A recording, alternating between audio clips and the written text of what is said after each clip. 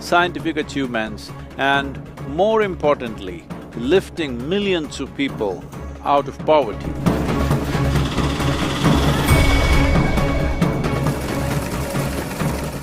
But many challenges still face the nation. To overcome these challenges, responsible and conscious action from the leadership and every citizen will be most essential. The immediate and obvious challenge is the pandemic, of course. I know a lot of people are thinking of virus as an enemy to fight with. No, please do not attempt to fight the virus. What is needed is social distancing, masking, vaccination and following all the other guidelines being issued by competent authorities. I beseech all of you, India has already lost nearly 500,000 people. And across the world, nearly 5 million people have died. Let us put an end to this.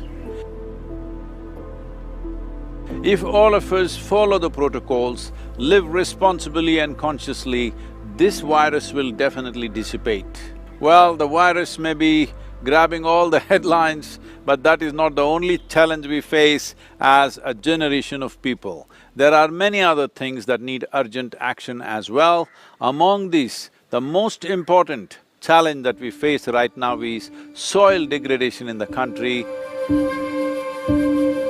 Unfortunately, this is a reality in large parts of the world, but particularly in India, it is a big challenge. We are heading to a place where our food and water scarcity is reaching a dangerous point. A couple of failed monsoons, we could face severe levels of strife and suffering happening in this country. Unless we turn this situation around, the planet that we hand over to the coming generations will be in such a state, they will look back and curse us. That's how we're leaving it. It's extremely important we leave rich soil, clean water and clean air for people to live, because good life comes not because of wealth, but because of clean water, clean air, nutritious food. These things are being severely threatened right now with soil degradation. This is the most important aspect that we need to address. In our concerns of the pandemic, we should not miss this point that our soil needs care. Well, I've been speaking to a lot of experts in the field, and everywhere there is enough awareness about the problem and also the solutions. It is just that to implement, it needs people's cooperation.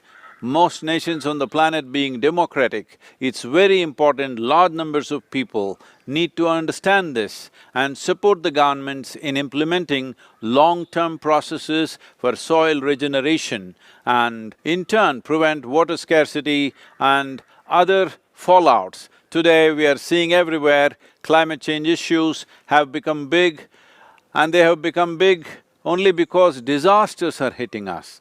As conscious human beings, let us not wait for a disaster to come and strike us.